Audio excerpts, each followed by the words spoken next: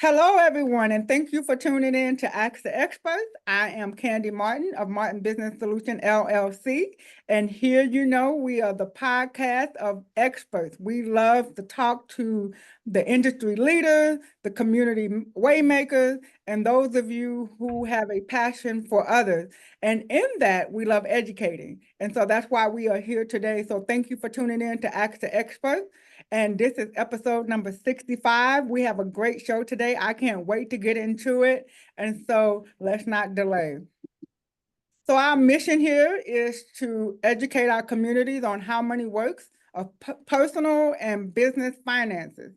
Our motto is an educated decision is a better decision. And so that's what we want to do. We want to put you in the best possible position to win at life.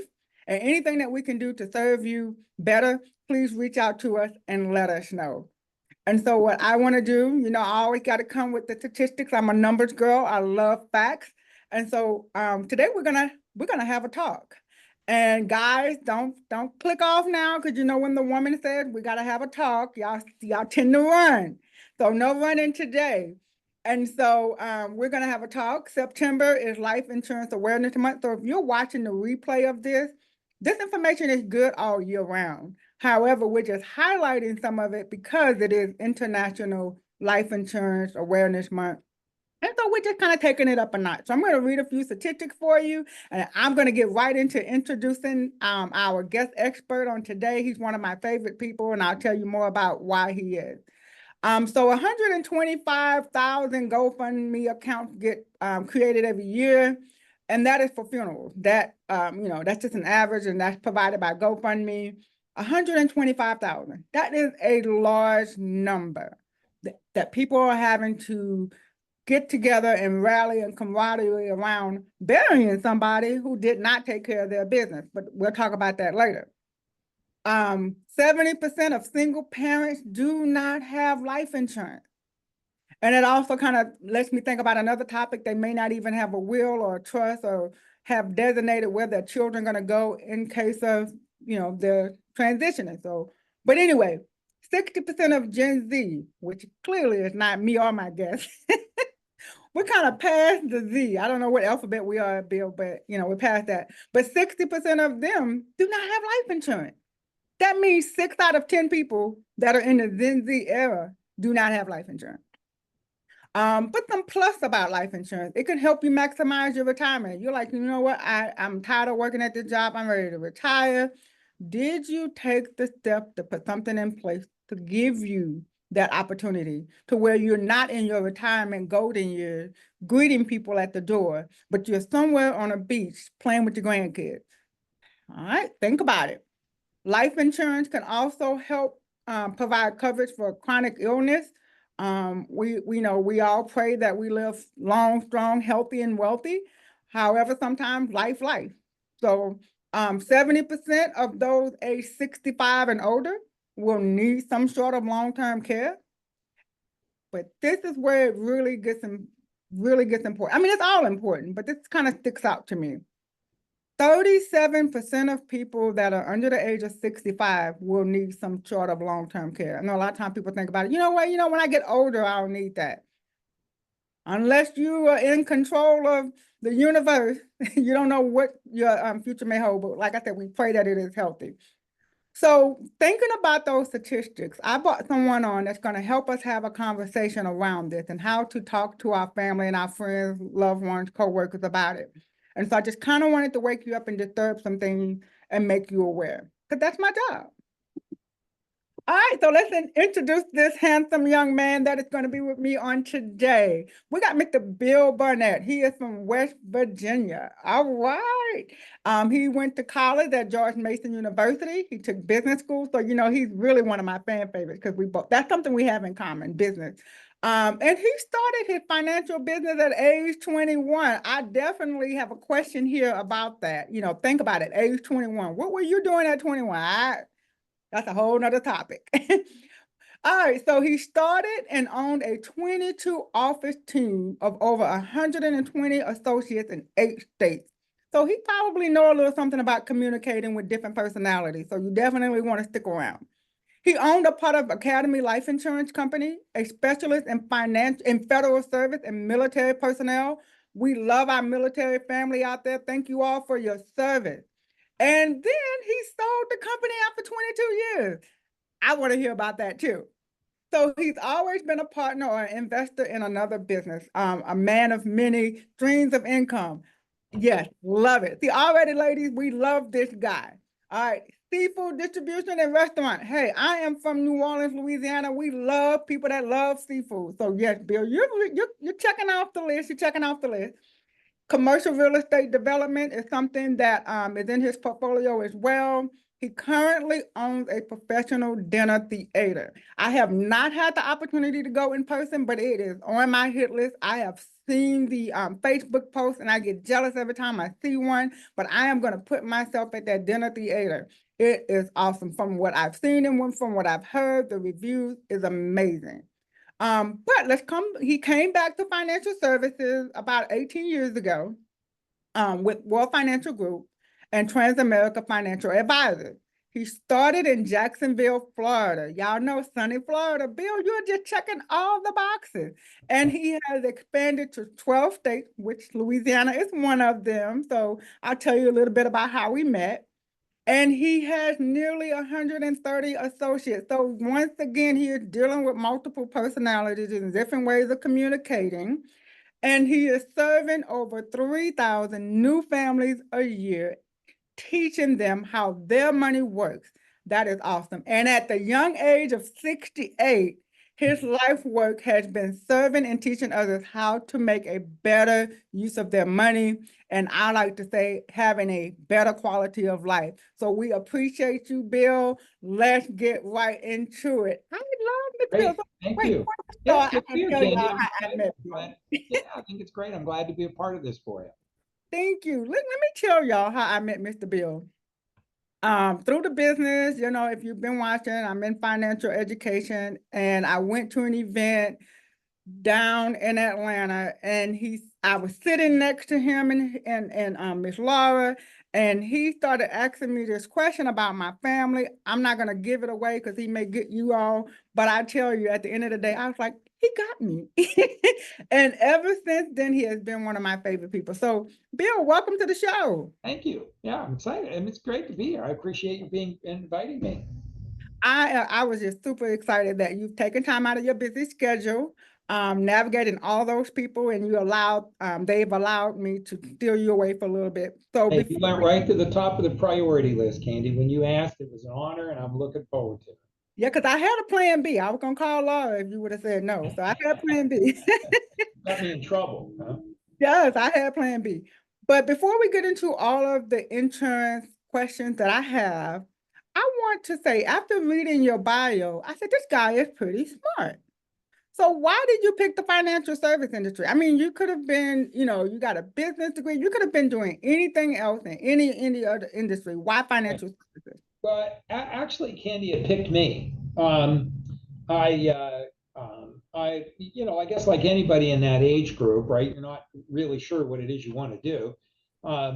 When I grew up in West Virginia, like you mentioned, and I've always I always understood that if you could find something that other people wanted, and you could put a little bit of a margin on that, you could become profitable. That made sense to me somehow really early. Sometimes just labor, right? Because you do we lived way out in the country, but the little church that we went to was actually in the town. And so during the summer, I was about 12, I guess, and I wanted some money for something, right? And my dad worked in a steel mill, and he had, his steel mill was a pretty good job back there, right? But we still, it's not like it's the ultra high paid, right? And we had a little farm, and so we, had our little farm that we worked on and all. And I wanted some money, and do whatever it was, and my dad was like, well, the question is, what are you going to do to get it? And we didn't have, it wasn't allowances or anything, it was, he always understood, it's about effort for reward, right? And and so I decided that I would go and cut grass, right?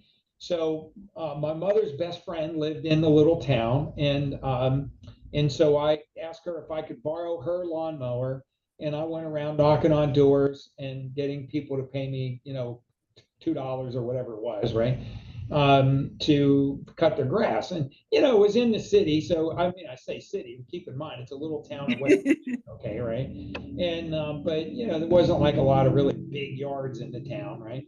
And so, you knock on enough doors and you're a nice kid. Eventually, somebody decides it's worth $1 or $2 or whatever it was that I was going to get. And so I did that pretty regularly. And I started, I kind of set up some accounts, right?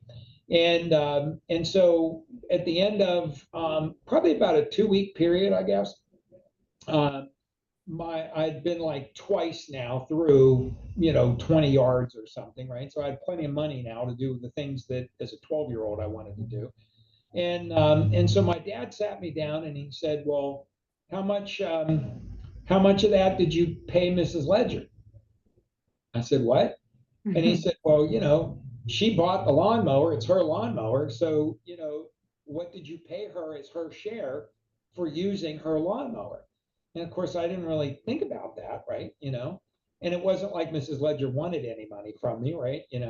But my dad was insistent that I gave her a percentage for the lawnmower. And he wanted me to understand that I had two choices: buy my own lawnmower and not give her anything, or pay her a percentage for using the lawnmower. So he was very insistent with her that she take that money, right? Because she didn't really want to do it, but he was insistent about it. And secondly, obviously paying for the gas, right? So he wanted me to recognize there's an operational cost to doing something, right? Right. And so 2 weeks into the early part of the summer there, I kind of had my first little experience with business, right? And so about a month into it, then I had other friends that lived in the town that wanted me to help set them up accounts. So I realized then that I was good at setting up the accounts, and I really didn't like cutting the grass. And so I paid them to cut the grass. So I had about four friends that I now had, and I had bought my own lawnmower at that point. So I set them up on all the different days, and then I would go and I knocked on every door there was, and I set up the accounts, and then I'd do the collections, and then I would pay them. And about 2 months into it, in West Virginia, the grass starting cuts, probably mid-April, something like that. So I'd be getting off the bus at Mrs. Ledger's house because I kept my lawnmower there too, right? I had two by then. And so I kept the lawnmower. I had one there and then one from Mrs. Meckling that lived on the other end of the town. So I could, it was either one. So I'd be able to get off of the bus and get to my lawnmowers and coordinate my guys, right? And that was my first inkling of how that worked. And I learned that a small piece of a bigger volume was more profitable than doing the work myself, right? And so at the end of that summer, um, I had a couple of the guys then that left to go do it on their own to take their lawnmower, and they set up and they stole my account, so I understood competition, right? And and then they had to figure out what they were doing and just all the normal little things, right? And I was very fortunate that my father, while he may have worked in a steel mill, my father understood that if you're not making a profit, then you cannot pay anybody and you can't do anything else and you can't do capital expenses, which I eventually learned, right? Right. That you had to be able to pay attention to all those things. And that in turn dictated what was a fair price to charge and be able to get and do away with the competition. And so the end of that summer, I really learned a lot, an awfully lot actually. And so the winter, it switched over to shoveling snow. Ooh. And that was actually cheaper because the snow shovels were less expensive to buy than the lawnmowers, right? And so I had lots of accounts to shovel all the snow and everything off of stuff. And in some of those cases, those people wanted them done before school. And so I would call the people that worked for me I'd be on the phone at like 6 o'clock in the morning to get them out of bed, to give them the houses they had to go shovel the snow, because I lived in the country a long way away and I was dependent on the school bus to get to school. So I could do it after school because my dad would come and pick me up at Mrs. Ledger's after school, right? But the before school accounts I had to handle with the people in the town. So, you learn a lot about all those kind of things. And fortunately, my dad was really good about encouraging all that stuff and kind of giving me some basic guidance, I guess, right? So back to the financial part of things. So as time went on, stories for a different day. But I did a lot of that all through high school. I became the president of a junior achievement. I ran three companies in junior achievement back there. 2 of the 3 years, our little companies in the middle of nowhere, West Virginia, won the National Junior Achievement Company of the Year programs, right? And so then I went to school, went to college. By that time, it was clear I needed to be in business, right? I had no doubt about that. And so I picked a school that was known for business, right? And learned a lot, right? And so during that time, once I still didn't know what I wanted to do. I just knew that I Right. wanted to be in business somehow. I just didn't know what that meant. And so I was in Georgetown, if you're familiar with the DC area. So I Yeah. was in Georgetown. I might have been there on a Saturday night having something and dancing with the girls, right? And and and I walked past this men's store, right? That was a really expensive, because Georgetown's were like probably this either the most or second most expensive area in all Washington D.C. So I walked past this men's store, and the suits in the window were anywhere from $800 to $1,500 in 1976, right? So we're talking about $4,000 Armani suits today, right? So these things were crazy expensive, and I'm looking in the window at all this stuff, and $75 silk ties, again, all the way back then. I mean, we're talking about $300, $400 ties today, right? Mm-hmm. And I'm thinking to myself, people buy that. They have enough money to buy that, right? How do they get that money?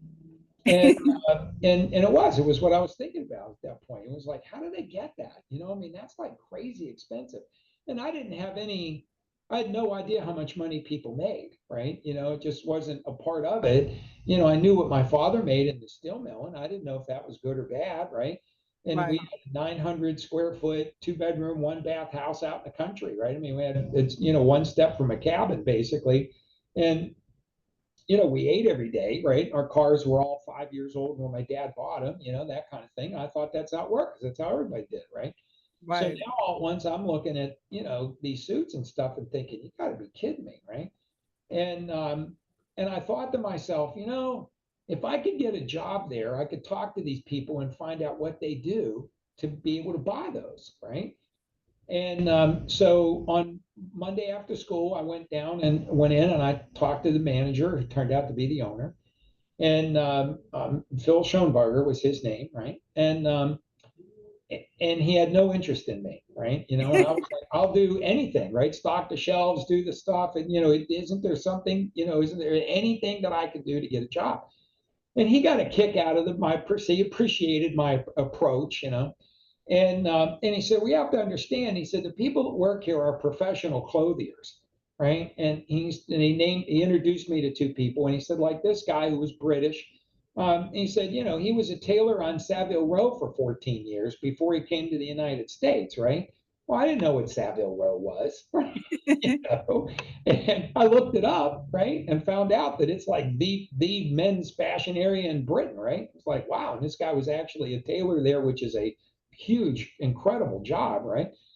Well, that was who worked there, right? Were the people that were true clothiers. What he didn't want is some, 19-year-old college kid, right? I mean, that was the last human being he was going to hire. Anyway, but I went in there once every 10 days for about 9 months Oh, wow. because I understood that would be the perfect place for me to meet people that did whatever they did for a living, because I just didn't understand what all that meant, right? And so I wore him out. And he was going to be opening up another store in the Springfield, Virginia area, which is actually where I live. And so he gave me a job driving the van, delivering the suits and stuff between the stores. And then that meant that I was in the warehouse. I got to watch how the people selling the suits came in to explain it all to him and how a buyer worked or whatever. And then he eventually decided he would let me work in the retail store in Springfield. And I started asking every single, and I told Phil why I wanted the job, right? I didn't mislead him.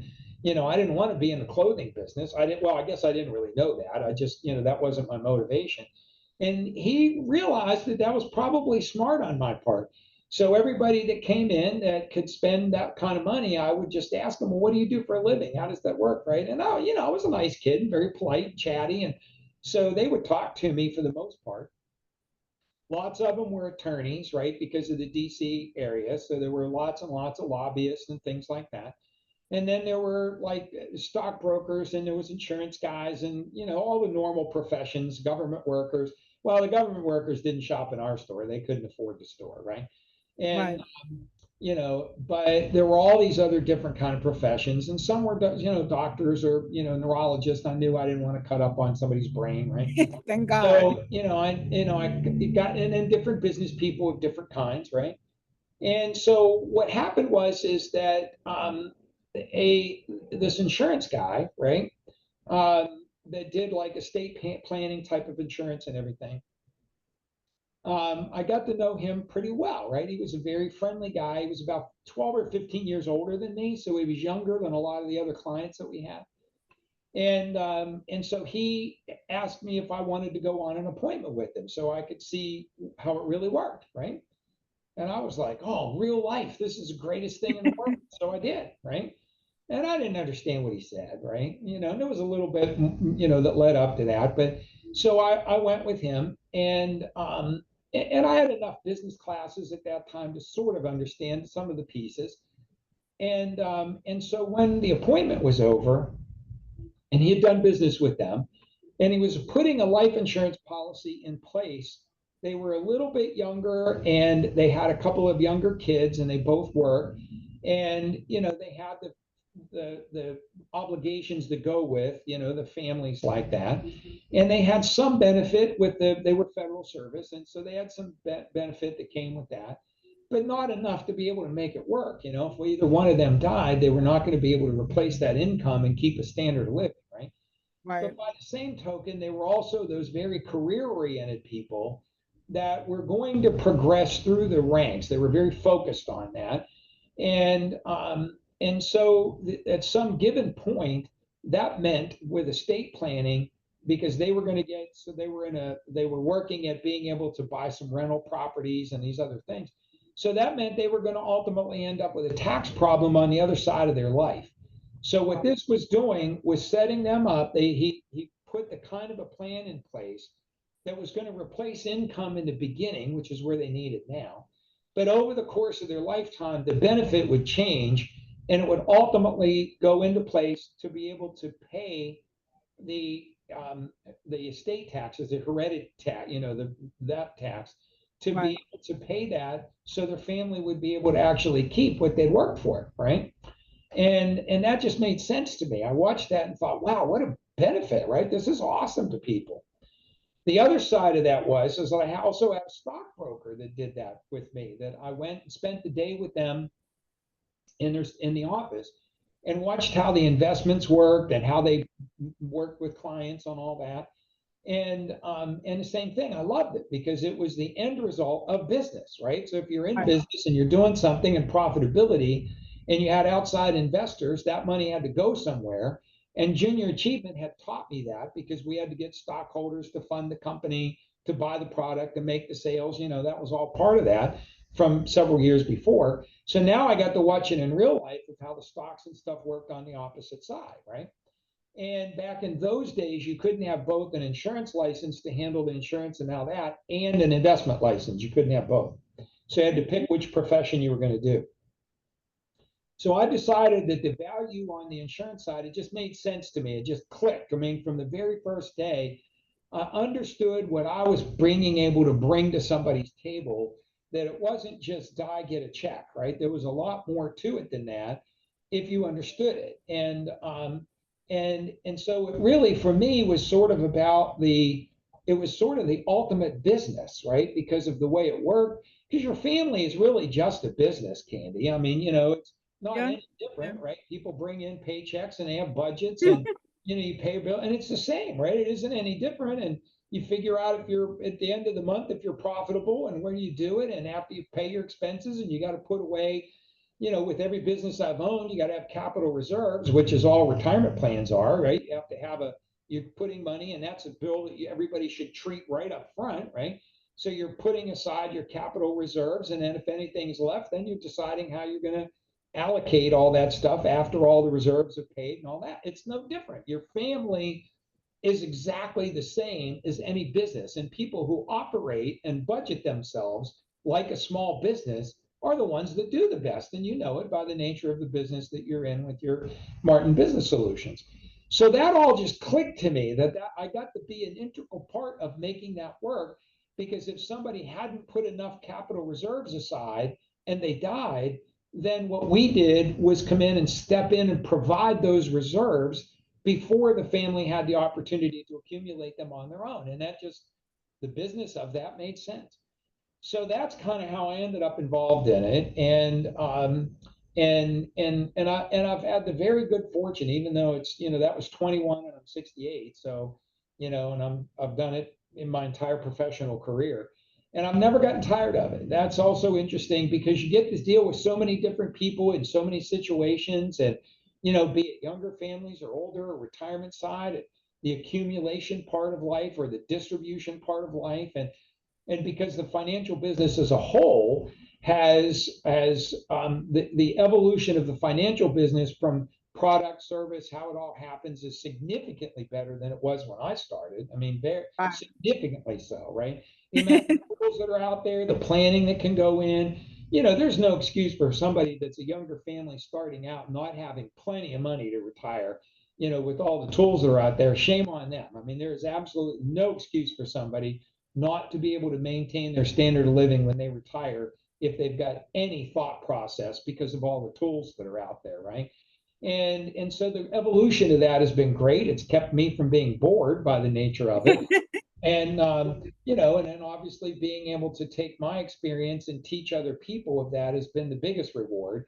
So that's kind of my history in the business and the financial part kind of all mixed together. Long-winded answer, but that's how it works. Look, I was taking notes. I'm like, I'm gonna watch this again. Look, it's even though we're talking about life insurance awareness, Bill Barnett had given us a crash course in business. If you had any idea of the information that you just learned, you'd be taking notes, watching this again, sharing it, and having a conversation. So you said a lot of things that I want to unpack. But right off the bat, the last portion of what you said about a young family, they just gotten married, got a couple of babies, they're off to the races.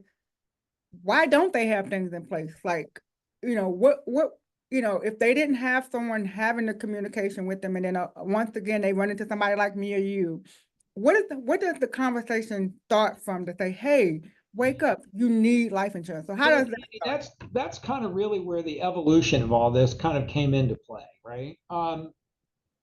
Again, when I first started, the tools were very limited, right? So when somebody first, if that same young couple in 1978, let's say, or 80, what they had was either some kind of a term insurance policy, which was rare and it was overpriced, right? Or you had a whole life policy, and those were your two basic choices, right? And so the amount of coverage you could buy with whole life policies was a little more limited, right? Because of the expense.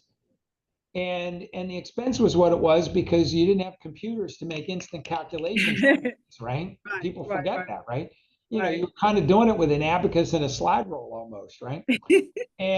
So companies couldn't price things out competitively. You had, mortality rates were different. They only got calculated every 10 years. So all those things that once upon a time that allowed those younger couples to have very limited choices on what they could do. And typically they would buy a policy from the friend at church, right? And, and they would get their, their little whole life policy. And then that guy had convinced them to buy one on their kids, which is really foolish. And, and that's what it was. And so people would end up spending some money for now very, very little coverages. And it was just that there weren't a lot of choices.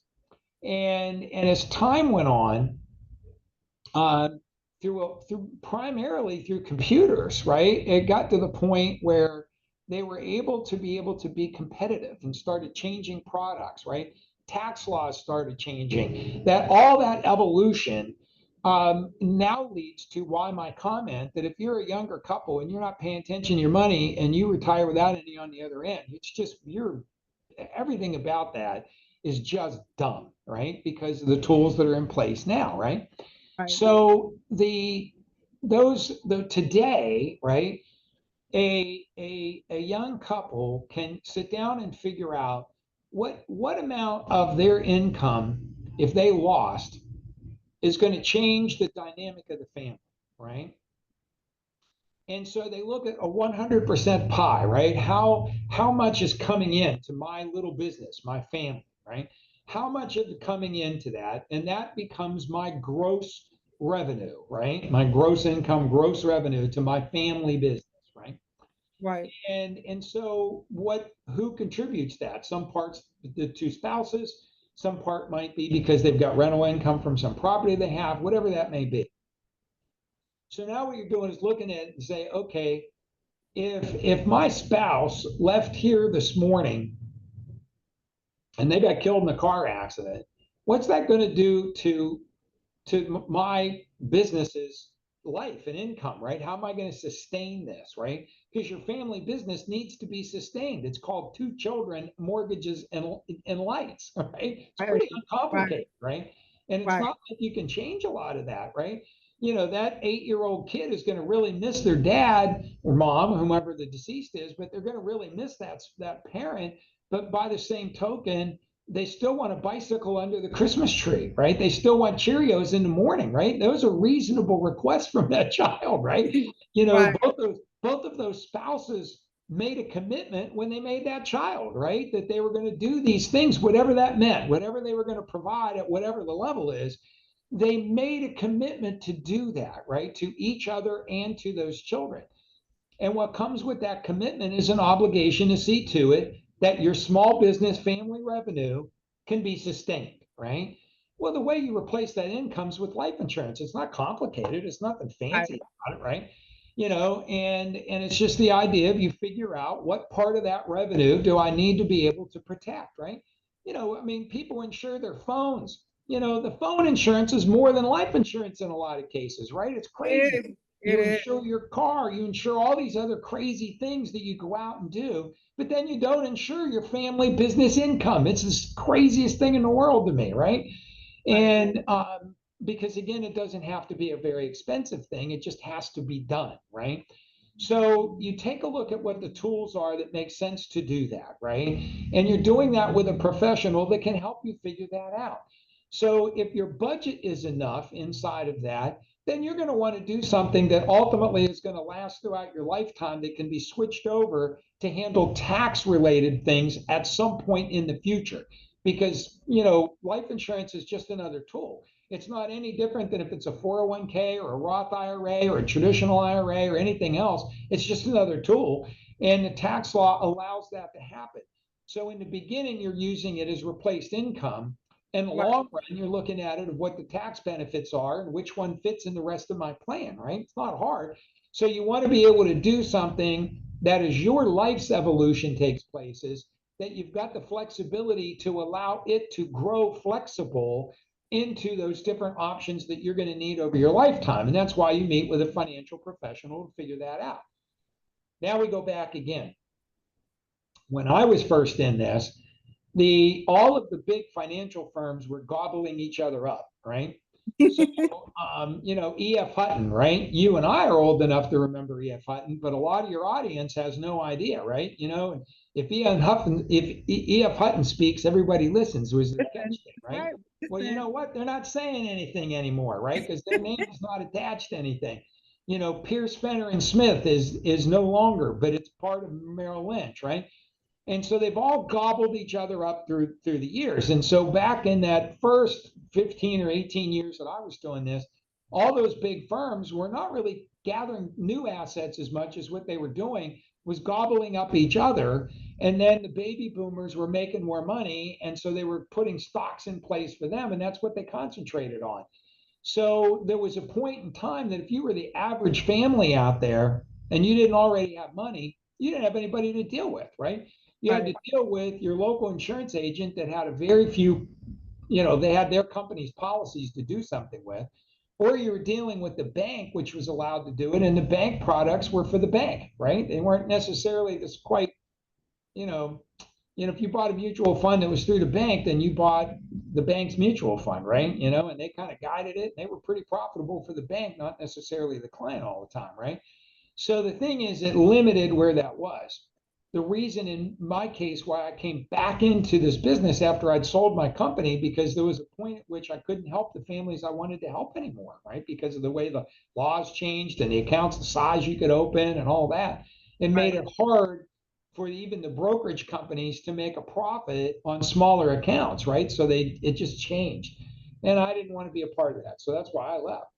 The reason I came back is because of what our company has been able to do is we've built the brokerages both on the insurance side, the investment side, very specific for that family, right? And so it's kind of allowed me to continue my legacy, but it's allowing those younger families to have access to 5-star AAA rated, the best there is, at all the different companies out there that we vet. So we look at them because some companies they are better designed for certain groups of people than others. And because we're not product prejudiced and we're not company prejudiced, then when I'm able to sit down and you are able to meet with a client, we are able to figure out what the best path is for that young family or for the people that are on the other side ready to distribute. What we're able to do is figure out which of all of those companies fit them. So we're not trying to put a square peg in a round hole. And so that's what younger families have access to that they didn't really have years ago. And so that's where the planning comes into play. And it's great. It's great to be a part of being able to do that for those people. I love how you use the word access. And that's one of the things we focus on here, giving everybody access. So if you don't have life insurance, you don't have retirement, you don't understand, you have access. So it's almost when you talk to the Bill Barnetts of the world and you say, well, I don't know, didn't nobody tell me. We have Google. Back then we didn't have Google. We had encyclopedias. You don't know what an encyclopedia is? Go Google it. But, one of the things you talked about is putting things in place. So let's say somebody didn't put it in place because they know it happened. They passed along, the family had to do it and get it done.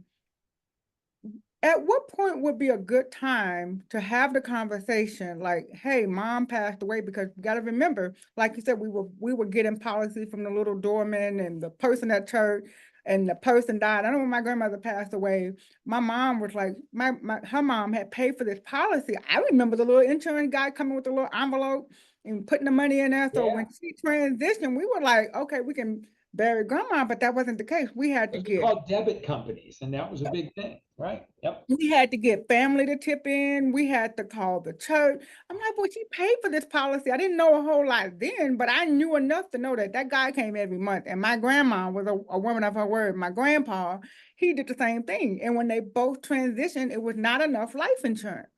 And so sometimes in our minds, we think, okay, why buy insurance? Because it's going to be more of the same when I die. It's not going to be enough. So why should I put my money there? And they're not understanding things have evolved. It is no longer that. It's something new and well, not necessarily new, but it has evolved. I would tell you, Candy, but to give you an example, right? Now this is a rarity, and I understand that, but the fact is, any family somewhere along the line has the opportunity to do this, right?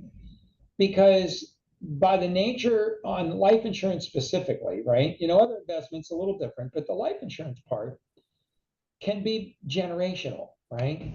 And so here's the perfect example. Now, again, this is the perfect one. It's the flawless one, right?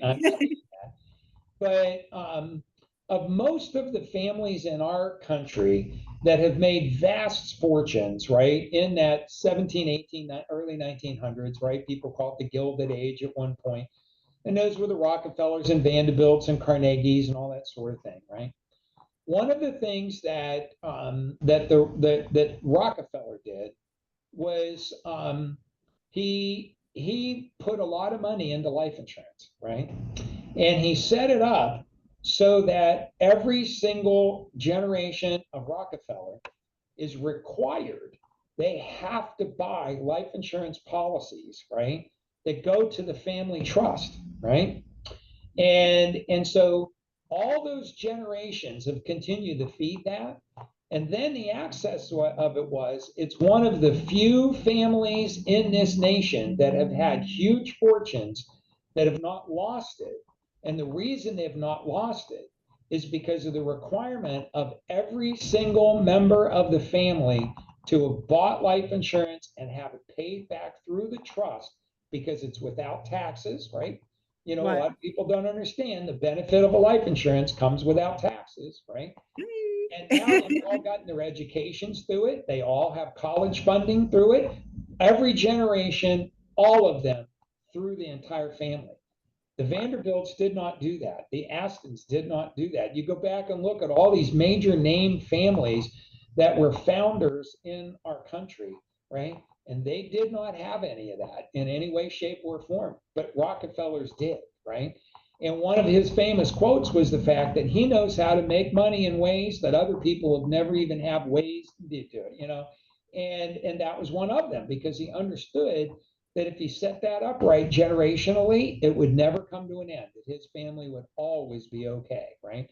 Now they have requirements that goes with being able to access it and all that kind of stuff. They have to work, right? But they've got an opportunity differently. Well, why can't any family do that, right? I mean, the reality of it is any family can, right? Because it's affordable at the level that you currently are, right? And that's kind of the thing where people get left out of that.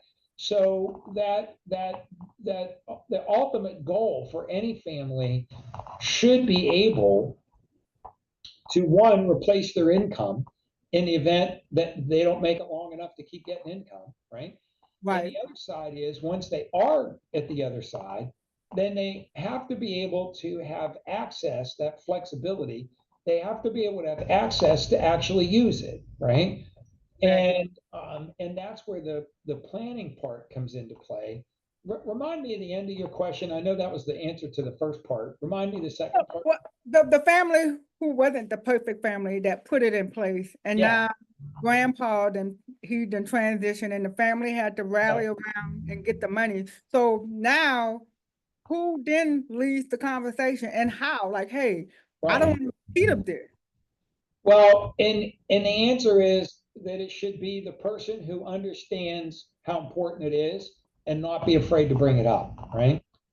When I'm working with clients, we have a lot of conversation about what their next generation looks like, right? And there are a lot of people, like in my age group, there are a lot of people that are very uncomfortable with how their children will handle the financial situation, right? And they don't feel that they have the responsibility or that they are responsible enough to make good decisions, right? Well, I've always seen that from the Christian point of view, that at any given point, we are stewards of whatever we've been given, right? And it kind of goes back to the parable of talents, right? And you know, our job is not to be able to give the talent back, right? If we remember that story, you know, the person that gave the talent back was at the bottom of the totem pole, but you know, but the slave that had the opportunity that took the talons and in some way, shape, or form magnified them, that was the point, right? And I think too many families don't have the conversation about the fact that their job is to continue to increase, right? It's not to be status quo. It's not to just stay where you are. It's certainly not to go backwards, right? But you know what gets in our way are the Comcast bills, or not? Well, you know the streaming services, all the stuff, and that somehow becomes more important than what we're going to do generationally or for our own taxes or any of those things, right? So somebody has to be the ones in that family that are willing to have that conversation and bring in the professional. People will generally listen to somebody from the outside, right? They don't, because it's a family person. A family person, you've always been the black sheep, so to speak. So nobody listens to you, or what, that kind of thing. Every family has that. So it's bringing in the outside professional that's willing to sit down with a few of the family members and say, listen, this is not an easy conversation, but we Right. have to have this conversation, right? Right. And I think it's recognizing too that in any family, going to the religious part, whatever your higher being is, right? If you're um, an Indian and it's Mother Earth, or I consider myself a Christian and it's Jesus, right? So it's wherever you are in that, right? Buddha, whatever. But the thing is if you look at each one of them, for the most part, in my case, and I know in yours, right? Yes, sir. Jesus didn't do too good in his hometown, Nope. right? And that's part of the lesson that gets taught about, right? Is because he went from being, repairing a table one day to the Son of God, right? That Right. doesn't always work out with the neighbors, right? And it certainly doesn't work out with the family. Right.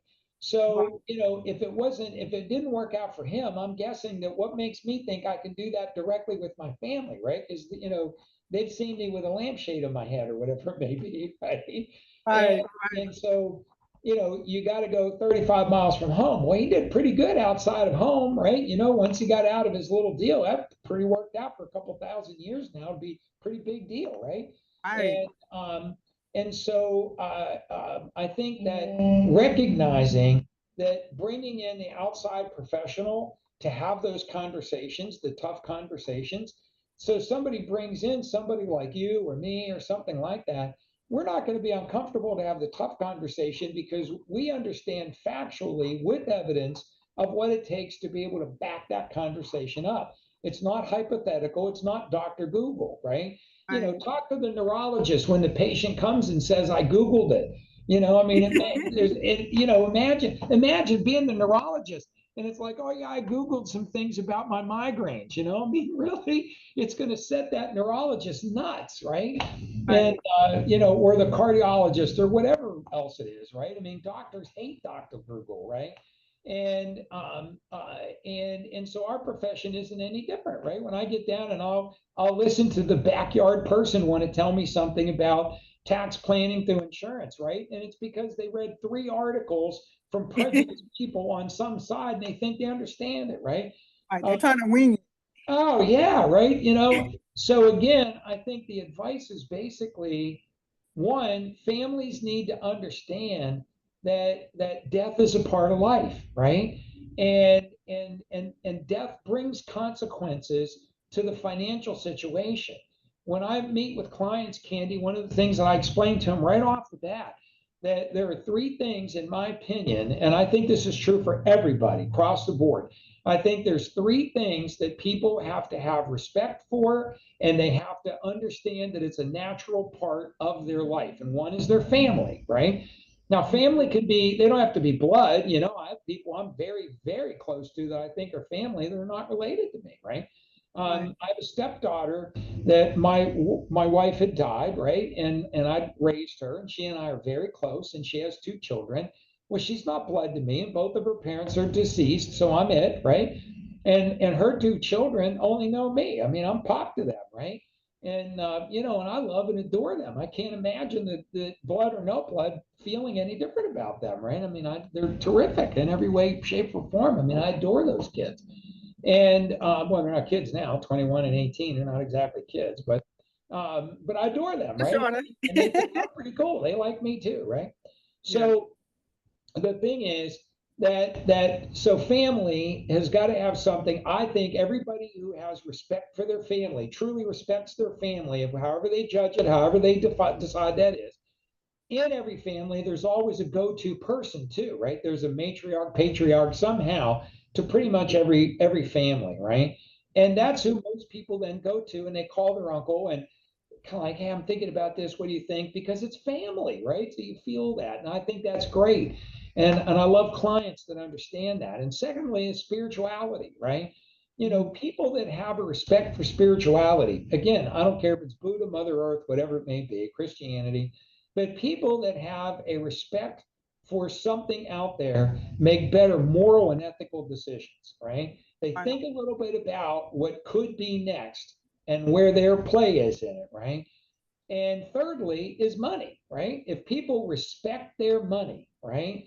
And they understand that their money is just an employee to them, right? That's all money is. It's no more, it's no less. It's your individual employee, right? And so the question is, do you respect your employee, right? Do you treat it right? Do you give it nurturing? Are you able to provide it an environment for it to thrive and do well, right? Well, I'm not going to get invited to somebody's house for Christmas that's a client. I'm not family, right? They're not going to do that, right? They're not going to call me to pray for them, you know, or marry them or whatever, because I'm not the priest at their church or whatever, right? But where Right. I am to them is I am the financial guider to them. So to me, those three areas work back and forth, right? If you don't have money and you're not treating it right, you probably are not going to do the right thing for your family, right? If you are in a plane crash and you're coming down and it's on the way down, you're probably praying a lot more and not thinking as much about your money, right? And, Right. and so they all interchange in some way, shape, or form. But I think if you look at the value of your life, everything comes down to one of those three things. Somehow or another, everything ends up into one of those three categories.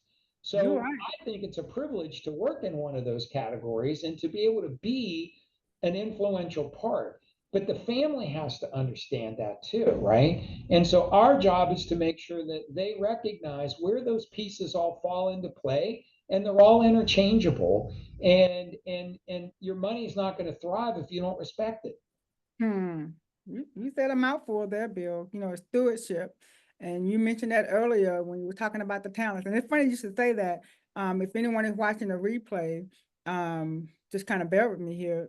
We had our women's conference at church last night, and the guest speaker, her key scripture was from Matthew talking about the talent. So when you said that, I was like, oh, awesome. And she talked about the one that buried the one talent and how he was not fruitful and didn't care about the possibilities of the increase and how that could affect others. We got to remember that we're in this life, and if you have anybody in your family, or however your family makeup is, single mother, married with 6 children, no kids, you're free spirited, you got some nieces and nephews, whatever your family makeup is, if you truly care about them, you're going to do some sort of financial planning that's going to include either whatever tool or resource that's going Right. to solve the impact of you not being there. And Um, do it the right way. Something as simple as beneficiaries, right?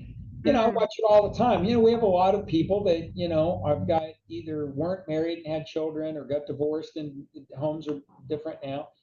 And so and it's a good parent, right? Somebody that, you know, wants to do the right thing just because they're, you know, not with the other spouse, but they still want to do it. So I'll give an example that you've got, let's say it's a single mom, dad's out of the house, right? And but he's a good guy, right? He's going to be a parent. He's going to be involved, going to be around, and he thinks he's doing right because he's got life insurance at work. He knows he needs to do that. Well, the probability is he is not going to give that to his ex-wife, right? The odds are pretty highly probable that his ex-wife is not going to be the beneficiary, right? But he thinks that he's doing the right thing because he also thinks, well, it's meant to be for the kids. So he puts his children as the beneficiary, right? And his heart's in the right place. His legal mind is not in the right place, okay? right. And but his heart is, right? And so he interprets the law, Google law. He interprets the law, and he decides, well, if the kids are the beneficiary, then that's how it has to be spent, right? And what your audience needs to understand is that here's what happens. So, and this is real life. I'm going to use an example of a client of mine, right? So that exact situation, this actually, this is how bad it can be. This was actually a married couple and Mhm. they lived together. They were not divorced. So it even works more so with the divorcee, but this is where this was, right? So this guy worked for a printing company, for USA Today, actually, and he handled a lot of anything of the advertising stuff and picking it up. some other stuff, right? So he drove a lot, right? And he had a USA Today company van, right? And so he's out doing his thing, and he did okay. He had a decent job with a reasonable income, right? And his wife had a 2-year degree, and she did physical therapy, right? Mhm. And they had 2 kids and a house, and whatever, right? Anyway, so he's going down one of our 4-lane streets here, right? And some lady comes out of have a business lunch, right? And she gets in her car and she's headed down the road, and she leans over. The car kind of jostles around, but she leans over, some stuff on her seat's going away. She crosses into the next lane, hits him head on. Now she'd had a cocktail at lunch, right? That came into play, right? So she hits him head on. He's killed, right? Right now, done, dead. Now, the father of the daughter had been a client of mine. I had met with these people to start organizing things about 6 weeks before that. They were both single for a long time, got married, and they each worked where they were at the time. One of the things I pointed out to them is that they had never changed their beneficiaries. They had a 2-year-old and a 4-year-old, right? And so what they did, right? Even though I explained to them how this would work, they each made a decision to put the children as the beneficiary. Each of them prior to that had actually had their parents as the beneficiary, which in the end probably would have been a better decision. But what they ended up doing is instead of putting each other as beneficiary, right? They just put the children as the beneficiary. Now, here's what happened as a result of that. Wow. So a lawsuit happens because obviously it's the lady's fault. She crossed over the lane, hit him, and then turns out she'd had a cocktail, right? So the maximum on her commercial policy, because she had a commercial, auto insurance policy, was $1 million, right? So they instantly settled for that, bang, right? They're right off the bat. They don't want to chase that any further, right? So the Right. insurance company's going to settle, and his life insurance was a total of about 180,000. He made 60,000 a year, and it was double, and then it added one if it was an accident. So, and this was so now it's 180,000, right? They're going to go to the kids, right? And so here's how it broke down. The $1 million settlement, when it comes in, the judge looks at that and says, I wonder why he didn't have his wife as the beneficiary on his life insurance. They had not gotten their will, right? We were setting that up. They kept putting the appointments off, right? Didn't do it. So the judge says there's a reason why he didn't have his wife as the beneficiary. I wonder what that is. So the wife got 1/3 of the final settlement. Now, keep in mind, the attorney that handled this took a chunk, right? So now the wife gets 1/3, right? But she gets nothing of the life insurance because it's the kids. So the kids now get 2/3 of the million minus the attorney's fees, right? And all the life insurance, right? So the lady gets, when settled out, she got about $210,000 was hers, right? Of a $1.18 million settlement, right? She gets a little over 200,000, right? The attorney gets some, the kids get everything else, minor children. So now it's got to go to a guardian, right? So because of the way all that was, mom has to apply to be the guardian, but she has to be assigned to a guardian ad litem. So she doesn't have access to any of the kids' money, right? Well, she's pretty distraught over this, so she doesn't really work for a while, and she's making about 50,000 a year is her deal, but she's not working for a little while because it's pretty devastating.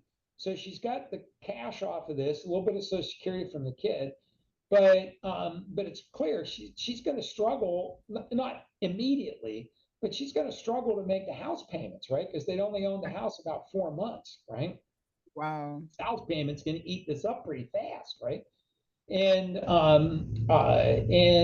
so long and short of it is, the kids end up with about, I guess it was around 800 and some $1,000, and they get it when they turn 18. Oh, Anybody can yeah. and Oh, the money, no. in the meantime, it's called the prudent man rule. When it comes in that way, the money has to go to one of the big banks and it goes into a savings account. Now, how much did they forfeit for those children? That 800 would have easily been 2 million, right? Had I been able to do it. We went to the judge to plead the case, nothing we could do about it because of the prudent man rule, right? And so it goes to the bank. They're getting 0.5%, maybe 1 at that point, something. I mean, it's hardly anything, right? Yeah. But the kid, as And soon as the kid turns 18, under any circumstances, it belongs to them. Now, do you really think that's what the dad wanted? it No. is not. It is Yeah. not. They didn't So the understand. thing is the beneficiaries on life insurance come into play all the time, and they have to be done right. It's uncomplicated. If you're divorced and you're the dad, let's say in this example, and you're divorced, then it's really pretty simple. What you're going to do is put into the beneficiary to say that it is a trust to be set up upon my death, right, by my personal representative, and the trustee shall be. That's that. So it doesn't even have to be in place. It can actually be done. I mean, there's some state laws, and so I'm giving things kind of generic, and it could be a little different where you are. But Right. generally speaking, right, you could do something along that line, and now you get to pick who's going to do that. So in my case, right, from my daughter, right, the initially I had a daughter, and her mom and I were not married, and my daughter lived with me, right? I was the guardian parent and the residential parent, all the other stuff, right? Mhm. And mom was not very maternal, which is why she ended up with me. And and so I had all my stuff set up. It's what I do, right? But it was also set up where my one of my very best friends, who happened to be a CPA, and my sister, who had never had any children, is 11 years older than I am. So when I was in my late 30s, early 40s, my sister was like 50ish, right? So I had two trustees at a 50-50, right? So the two of them had to agree on how all the money would be spent on my daughter. Well, I knew that my really good friend, the CPA, he would make decisions on the things that I would do, right? And I sometimes get a little bit fun, and I probably had a lot of fun with my kid. I love being dad. So there's things that I would do that my sister, who's a little hoity-toity kind of thing, would not have done, right? So Right. that way they were forced into getting along, right? If I was dead, right? They would have to be able to figure out how they were going to do things together because it was 50-50. And if they could not agree under any circumstances, it was a flip of the coin, 2 out of 3. That's actually how it was said in there, Oh, right? wow. And so you can handle it. But the point is you can deal with it, right? And it's not a big deal to do. So beneficiaries in life insurance, things that are set up where you've got the option that maybe your budget allows you just to get a very inexpensive, really big term insurance policy now, right? But you want to be able to have it convertible, which means that you can switch it into the tax benefit type of life insurance along the line in stages. So if you've got a $500,000 term insurance policy, that maybe 250 of it in 5 years goes into the type that's estate planning long term with tax and accumulation benefits and tax distribution benefits, very favorable. And then the other half is the rest of the term insurance. And in a few years, you can do it again, but there's no other underwriting. It's already done. You just apply, move it over, you're done. That's a big deal, right? Well, not every company does that. Once you Right. have life insurance, making sure that it's set up. If you ever go into business, you get somebody that, they work for somebody today, but 15 years from now, they decide to go into business for themselves and they go to the SBA and they're applying for a loan and they're going to do all that. Life insurance is required with all that. Well, if the right kind is set up in the beginning because you used a proper type, then it has something that's called assignment of benefit built into it, right? Which means that can apply. It's 15 years later. You didn't plan on doing that the day you bought it. But if Right. it's with the right company and it's organized right, that assignment of benefit clause will be in there and it can automatically apply back through the SBA to the bank that are going to do that. Now you've made a decision 15 years before for a situation you're in today, and it doesn't cost you anymore. Everything's already in place. So there's like one thing after another that makes this huge benefit by doing it with the right companies, the ones that are at the top of the line that are not going to be apologizing in 20 years from now. You Right. business with a AAA top end company with a great reputation. They're not fancy, right? But they're going to do what they say they're going to do. And now you're not making a decision on today's date, right? You're not making a decision today for a situation you're in 8 years from now, right? You've got all the flexibility. Think about it, in COVID, right? People get laid off and financial stuff is different. If the bills didn't change, right? Just everything else around it changed. Right. So if you had the right life, yeah, if you had the right life insurance at that point, you may have the kind that will sustain itself without you having to make a contribution into it, and then you pick up where you left off. But it's got to be designed that way. Well, you didn't buy it with the thinking, "Gee, I'm going to lose my job and I can't do this," but it could be a big deal.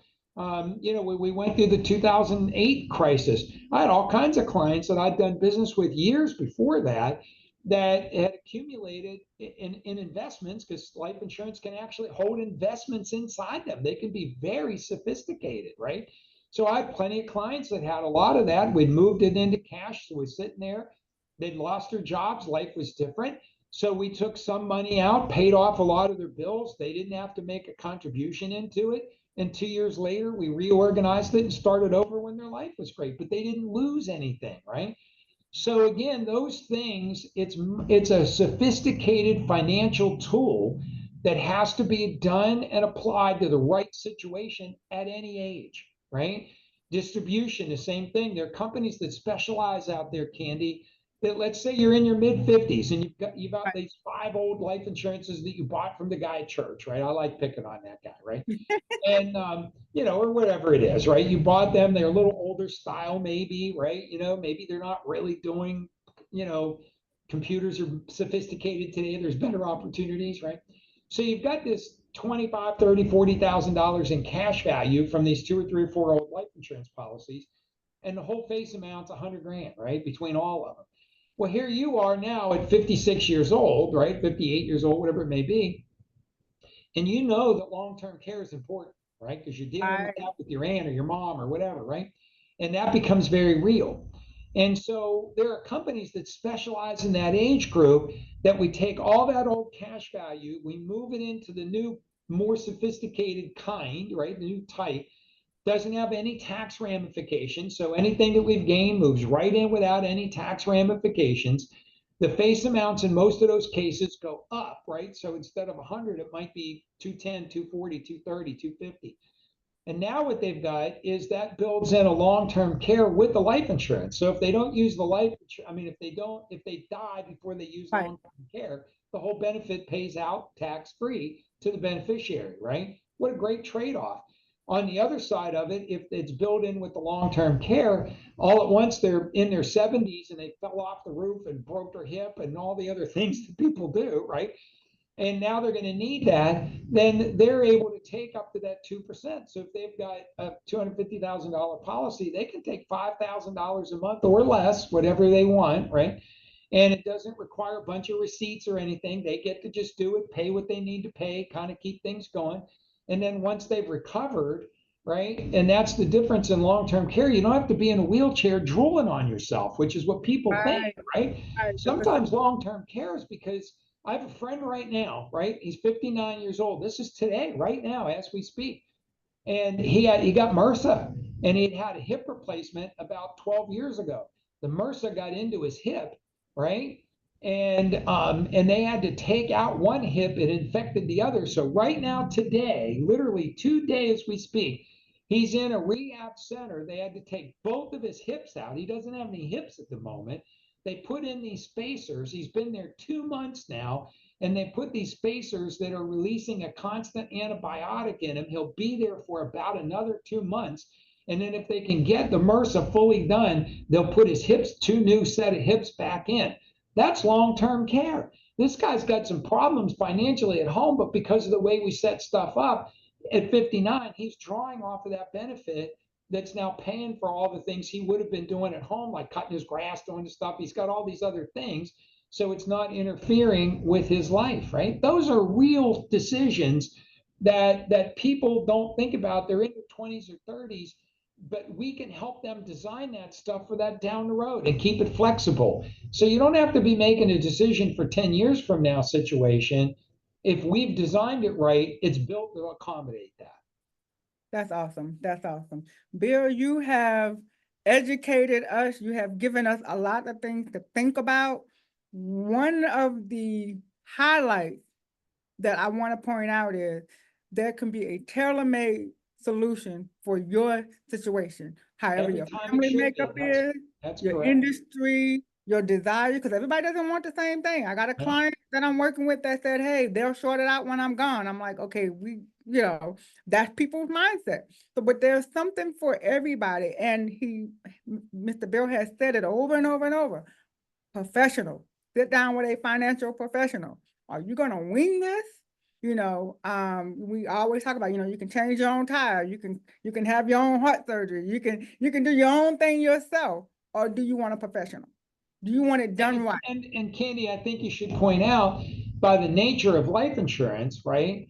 It has a fee built in that the company pays us, right? The client doesn't ever have to pay for it, right?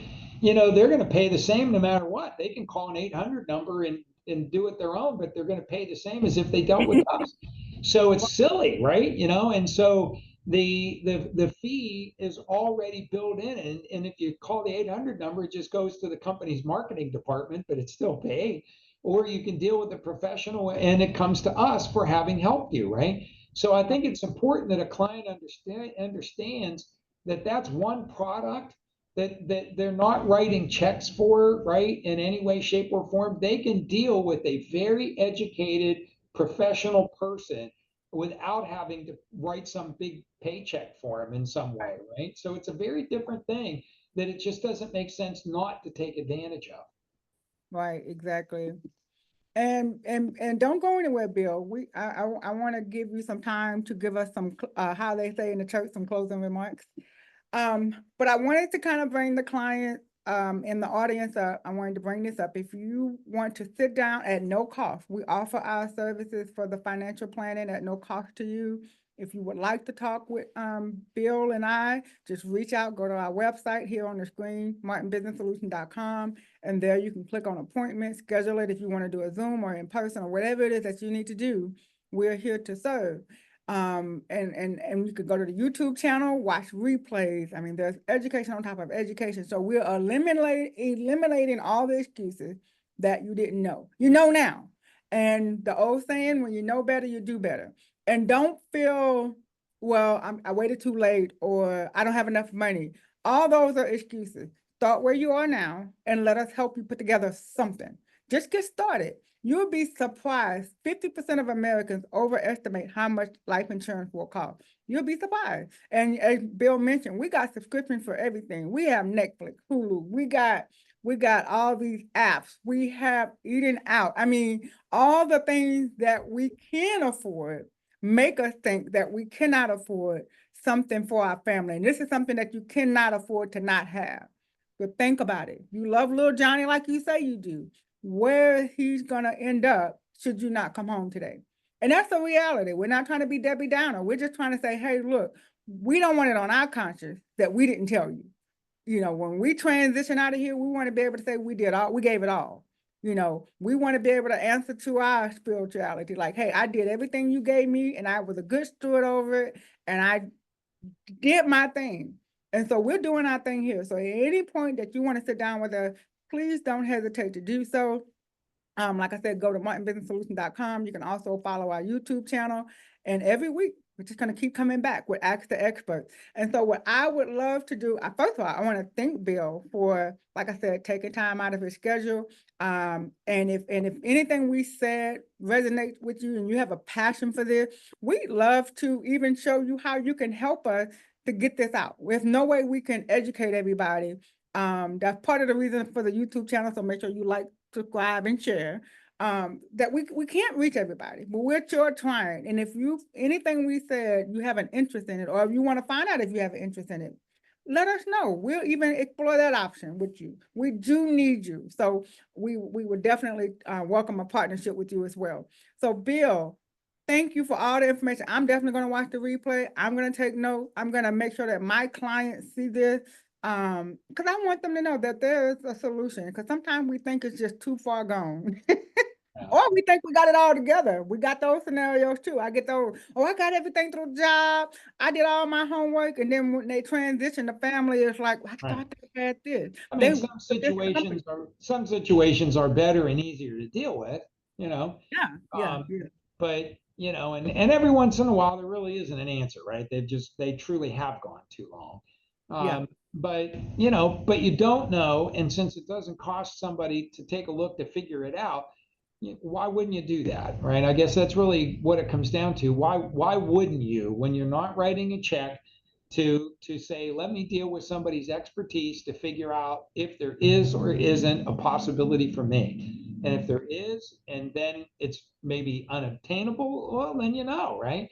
But on the other hand, better to know than to just you decide, right? It's back to the Dr. Google thing, right? All right. So I Bill, don't want to take my appendix out. I'd rather have somebody do that for me. I know, right? And I want somebody who know what they're doing. I'm gonna look at the reviews. I want to make sure that they know what they're doing. I want to come out on the winning side of that. So Bill, before we get out of here, once again I want to thank you again, and just for those of you who don't know, Bill is one of my business mentors. He is someone that I esteem highly. He and my husband, they get along really great. I don't know what they got going on, but whenever they're together, we have to separate them, make them go to their corners because they're not paying attention.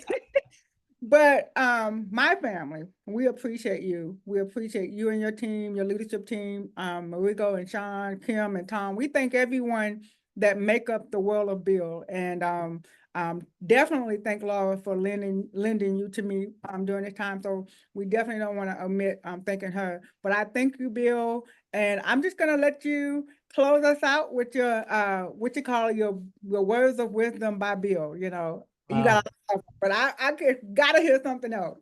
The only thing I would like to say to your audience is that there are people out there that run whatever their business is, right? Ours happens to be in the financial side, but in my case, with anybody, Candy's heard me say this a gazillion times, and she'll hear me say it 1,000 more times, right?